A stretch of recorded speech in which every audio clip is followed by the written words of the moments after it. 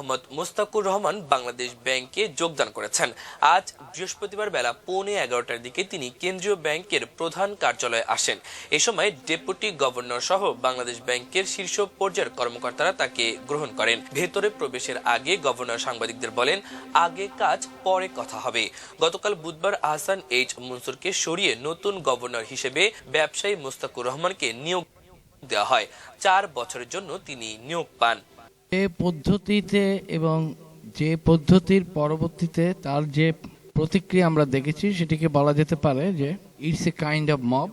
যে মবের প্র্যাকটিস বাংলাদেশে 1.5 বছরে ইউনূস সরকার প্রতিষ্ঠা করেছিল, তার একটা নতুন রূপ আমরা দেখেছি। একদিকে গভর্নরকে সরানো এবং তার উপদেষ্টাকে সরানোর জন্য বাংলাদেশ ব্যাংকের ভিতরে একটি বিশৃঙ্খলতা তৈরি করা হয়েছে। একই সাথে তার যে নিয়োগটি ছিল চুক্তিভিত্তিক নিয়োগ, সেটি বাতিল করা হয়েছে এবং পরিস্থিতি এমনই করা হয়েছে যে তাকে 2 ঘন্টার মধ্যে বাংলাদেশ ব্যাংক ত্যাগ করা লেগেছে। বাংলাদেশ ব্যাংকের গভর্নরকে যদি নির্বাচিত একটি সরকারের কর্মকাণ্ডের জন্য 2 ঘন্টার মধ্যে ওই ব্যাংক থেকে বের হয়ে যাওয়া লাগে, তাহলে এই দেশে কোনো চাকরিজীবী বা কোনো একটি পদে থাকা সরকারি বা বেসরকারি কেউই তো তার পদ পদবি এবং অবস্থান নিয়ে সে আশঙ্কা মুক্ত না।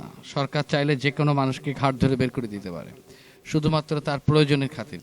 এখন এরপরে প্রশ্নটা আসতেছে, এই ধরনের একটি ক্ষমতা নেওয়ার 2-3 দিনের মধ্যে এই ধরনের একটি পদক্ষেপ বিএনপি কেন নিল? এর পিছনে অনেক ব্যাখ্যা আছে, অনেকগুলো ব্যাখ্যাই হয়তো আস্তে আস্তে আরো সামনে আসবে। সেই সম্মিলিত ইসলামী ব্যাংক পিএলসির পুরো মার্জারটা যাতে ঘটতে না পারে সেটা ঠেকাতে আর আগের মালিক তার মানে এসালমকে ফিরিয়ে দিতে বাংলাদেশ ব্যাংকের একদম কর্মকর্তা তার বিরুদ্ধে এই ষড়যন্ত্র চালাচ্ছে। বাংলাদেশের কেন্দ্রীয় ব্যাংক বাংলাদেশ ব্যাংকে এক নজিরবিহীন ঘটনায় মবের মুখে বিক্ষোভের জেরে রাতারাতি গভর্নরের বদল ঘটে গেছে।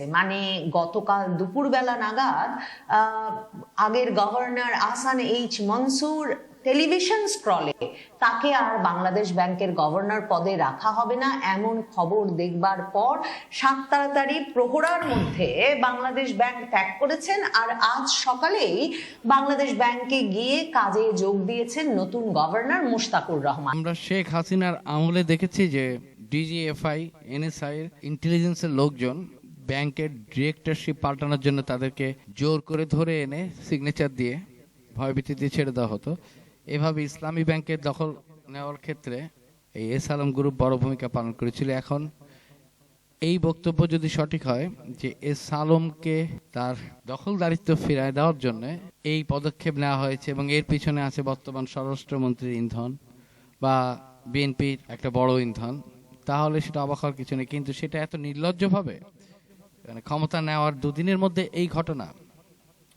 বাংলাদেশ ব্যাংকের নতুন গভর্নর মুশতাকুর রহমান পেশায় ব্যবসায়ী, গার্মেন্টস ব্যবসায়ী। হেরা সোয়েটার্স নামক এক গার্মেন্টস কারখানার মালিক তিনি এবং তার নিজের 89 কোটি টাকা ঋণ খেলাপি হয়েছিল।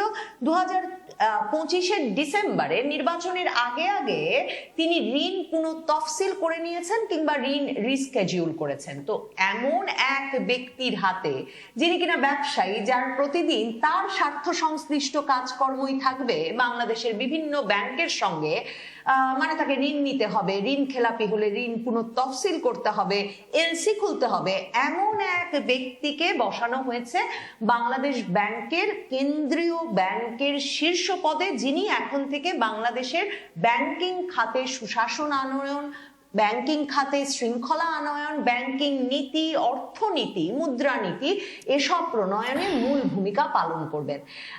জামায়াতে ইসলামীর পক্ষ থেকে আনুষ্ঠানিকভাবে আমির শফিকুর রহমান, জেনারেল সেক্রেটারি মিয়া গোলাম পারওয়ার, তারা আনুষ্ঠানিক প্রতিক্রিয়া জানিয়ে এমন মবের মুখে যে বাংলাদেশ ব্যাংকের গভর্নর পাল্টে গেল এবং বাংলাদেশ ব্যাংকে এহেন একজন ঋণ খেলাপি ব্যবসায়ীকে নিয়োগ করা হলো গভর্নর পদে, এর প্রতিবাদ জানানো হয়েছে। ঘটনার সূত্রপাত হয় নির্বাচনের পরপরই। 12ই ফেব্রুয়ারি নির্বাচনের পর 17ই ফেব্রুয়ারি তারেক রহমান সরকার শপথ গ্রহণের ঠিক আগের দিন আগের গভর্নর আহসান এইচ মনসুর তিনি একটা পরিচালনা পর্ষদের বৈঠক ডাকেন ডিজিটাল ব্যাংকের লাইসেন্স কাকে দেবেন সেটা চূড়ান্ত করতে, এবং সেদিনই মানে 16ই ফেব্রুয়ারিতেই ব্যাংকার্স ওয়েলফেয়ার অ্যাসোসিয়েশন থেকে কেন্দ্রীয় ব্যাংকের কর্মকর্তাদের একটা অংশ সংবাদ সম্মেলন করে বলে যে গভর্নর নতুন সরকার আসার আগে ডিজিটাল ব্যাংকের লাইসেন্স দিতে এত অস্থির হয়েছেন কেন। তার বিশেষ লক্ষ্য একটা বিশেষ গোষ্ঠীকে কাজ পাইয়ে দেওয়ার। গভর্নর আহসান এইচ মনসুর আগে ব্র্যাক ব্যাংকের চেয়ারম্যান ছিলেন এবং বাংলাদেশ ব্যাংকের সেই কর্মকর্তারা সন্দেহ প্রকাশ করেন ব্র্যাক ব্যাংকের বিকাশকে কাজ পাইয়ে দিতেই আহসান এইচ মনসুর নতুন সরকার আসার আগে তৎপর হয়ে উঠেছেন। এবং সেদিন পরিচালনা পর্ষদের বৈঠকে উপস্থিত পরবর্তীতে যিনি নতুন প্রধানমন্ত্রী তারেক রহমানের অর্থ উপদেষ্টা হবেন, তিনি তখন বাংলাদেশ ব্যাংকের পরিচালক অধ্যাপক রাশেদ আল মাহমুদ তিতুমির উপস্থিত। তিনি ওই পর্ষদের বৈঠকেও প্রতিবাদ জানান যে কেন তারেক রহমান সরকার আসার আগেই আহসান এইচ মনসুরকে ডিজিটাল ব্যাংকের লাইসেন্স দিতে অস্থির হতে হবে। সেখানেই সেই বিষয়ে সিদ্ধান্ত থেমে যায়। কিন্তু আহসান এইচ মনসুর গভর্নর এই যে তার বিরুদ্ধে সংবাদ সম্মেলন করতে চলে গেছে বাংলাদেশ ব্যাংকের একদল কর্মকর্তা, তাদের বিরুদ্ধে আইনি পরামর্শ নিয়ে ব্যবস্থা গ্রহণের সিদ্ধান্ত নেন এবং এই কর্মকর্তাদের কয়েকজনকে ট্রান্সফারের আদেশ দেন।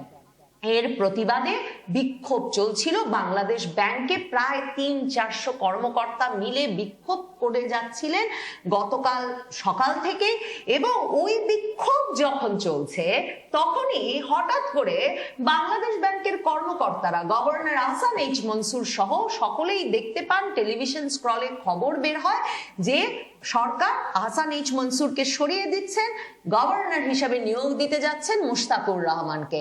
আহসান এইচ মনসুরকে তখন ডেপুটি গভর্নররা এবং তার নিরাপত্তার দায়িত্বে নিয়োজিত ব্যক্তিবর্গ পরামর্শ দেন যে তার বেরিয়ে যাওয়াই ভালো হবে, এবং তাদের প্রহরায় একরকমের মানে গভর্নর আহসান এইচ মনসুর বেরোতে পেরেছেন বটে, কিন্তু গভর্নরের একজন উপদেষ্টাকে রীতিমতো মপ করে টেনে হিচড়ে তার অফিস থেকে বের করে গাড়িতে তুলে বাংলাদেশ ব্যাংক থেকে বিদায় দেওয়া হয়েছে। কাজেই আহসান এইচ মনসুর যে সময় মতো বেরিয়ে পড়েছিলেন এবং মবের হাত থেকে বেঁচে গেছেন তার ফলে, এতে কোনো সন্দেহ নাই। মোশতাকুর রহমান নতুন নিযুক্ত যেই গভর্নর, তিনি বিএনপির রাজনীতির সঙ্গে সরাসরি সম্পৃক্ত জামায়াতে ইসলামী এই যে তার নিয়োগে যে প্রতিবাদ জানিয়েছে সেখানে উল্লেখ করেছেন যে নতুন গভর্নর মোশতাকুর রহমান বিএনপির নির্বাচন পরিচালনা কমিটির সদস্য ছিলেন।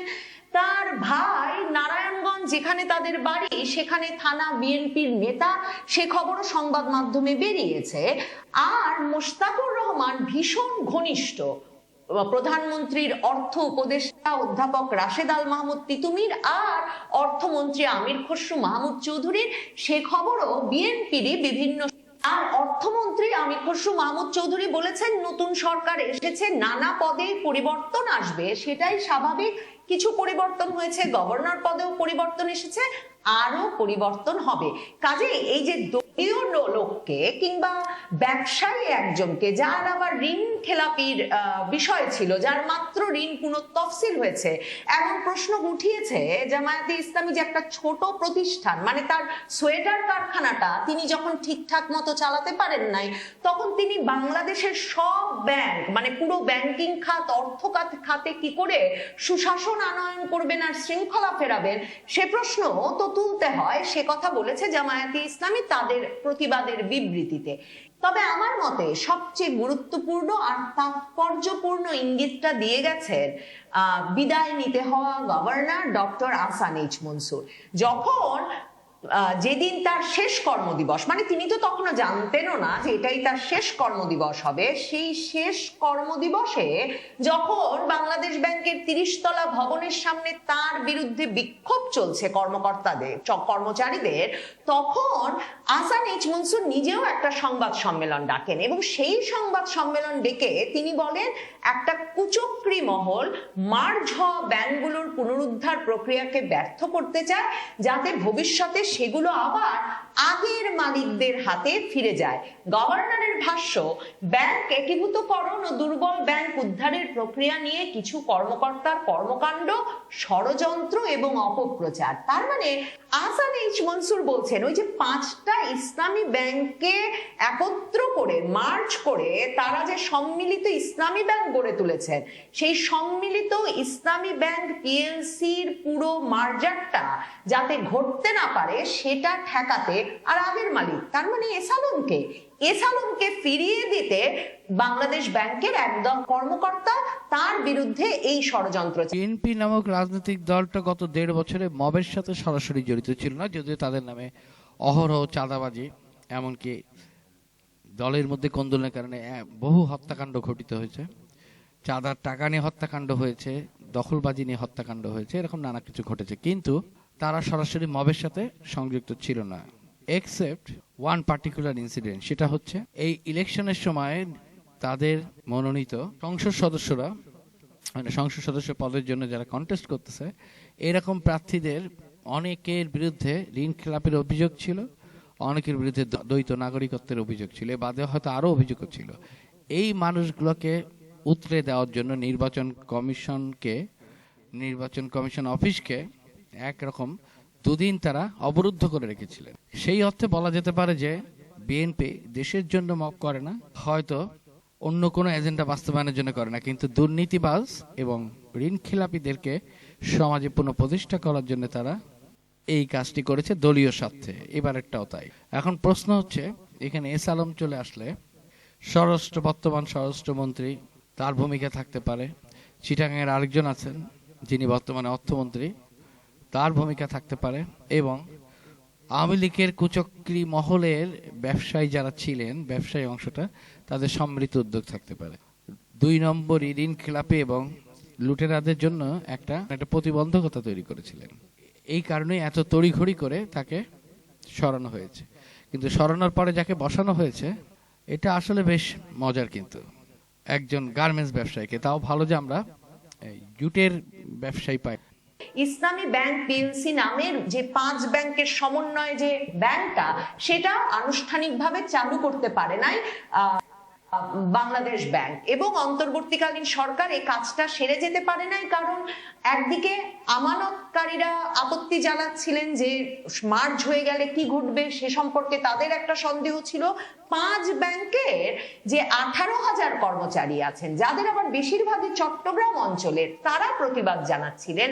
আর যে 5টা ব্যাংক একীভূত করে এই সম্মিলিত ইসলামী ব্যাংক তৈরি করতে চাচ্ছিল অন্তর্বর্তীকালীন সরকার, governor Ahsan H Mansur, Exim Bank, Social Islami Bank, First Security Islami Bank, Union Bank ও গ্লোবাল ইসলামী ব্যাংক, একমাত্র এক্সিম ছাড়া বাকি সবগুলো ব্যাংকের নিয়ন্ত্রণ ছিল চট্টগ্রামের এস আলম গ্রুপের হাতে।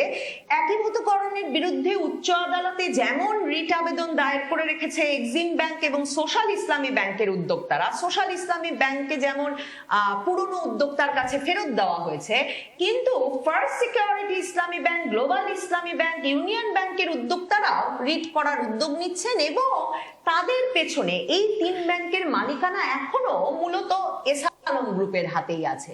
কাজে